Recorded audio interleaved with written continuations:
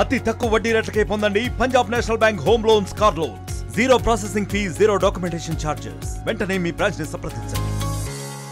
ముఖ్యంగా రేపు 27వ తారీఖు ఎస్సీ కమిషనర్ గారు వస్తున్నారు కేంద్రం ఉండే ఉద్దేశంతో. అతనికి మేము ముఖ్యంగా మా యొక్క ఫిర్యాదు ఏంటంటే క్రిమిలేయన్ను తీవ్రంగా ఖండిస్తున్నాము.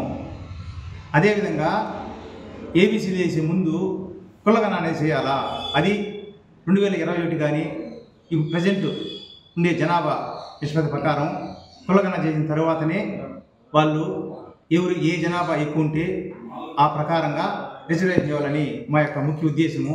కానీ ప్రభుత్వాలను కూడా గొడవ పెట్టాలనే ఉద్దేశంతో ఈ కమిషన్ చేస్తున్నారు, కానీ మాకైతే న్యాయం జరగటం లేదని మేము తెలియజేసుకుంటున్నాము. ఎందుకంటున్నానంటే ఇప్పటి వరకు పార్లమెంట్లో కానీ శాసనంలో కానీ ఎస్సీ ఎస్టీలకు చేరటం లేదు. ఊరికే పేపర్ మీద పెడతారు మీరు అభివృద్ధి కావాలని. మేము ఏ విధంగా అభివృద్ధి అవుతాము?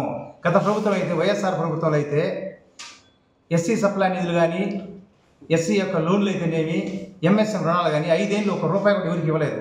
అయితే దీనికన్నా బెటర్దని చంద్రబాబు నాయుడు గారిని ఎందుకు అడుగుతున్నాం అంటే, ఇంతకుముందు ఎంఎస్ఎంలో స్టాండప్ ఇండియా కింద రుణాలు కొంతవరకు ఇచ్చారు, సబ్సిడీలు వచ్చాయి.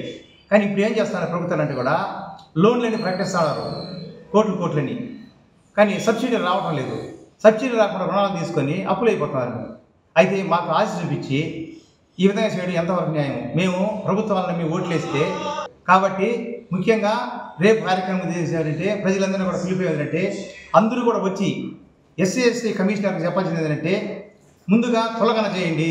కులగణన చేసిన ప్రకారమే ఎస్సీలకైతేనేమి, ఎస్టీలకైతేనేమి కులాల వారీగా మాకు రావాల్సిన యొక్క హక్కులు అయితేనేమి ఇవ్వాలని మేము కమిషన్ కోరుతున్నాము. అదేవిధంగా కమిషన్ ముఖ్యంగా చెప్పేదంటే ఒక ఎమ్మెల్యేనో ఎంపీనో ఆ పోస్టు ఖాళీ అయిందంటే 6 నెలల్లో ఎలక్షన్ జరిపి ఇమీడియట్గా పూర్తి చేస్తారు 6 నెలల్లో.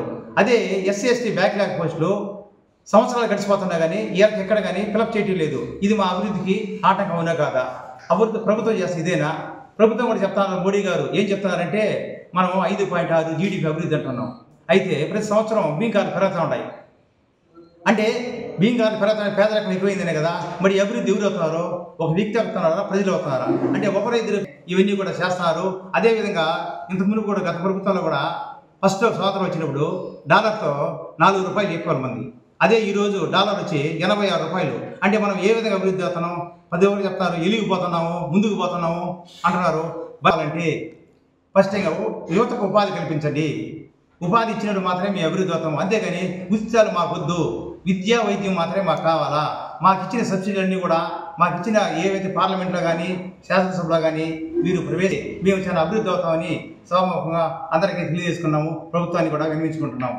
మరిన్ని వీడియోస్ కోసం ఛానల్ ని సబ్స్క్రైబ్ చేయండి. లేటెస్ట్ అప్డేట్స్ కోసం వాట్సాప్ ఛానల్ ని ఫాలో అవ్వండి. ఆ లింక్ డిస్క్రిప్షన్ లో ఉంది.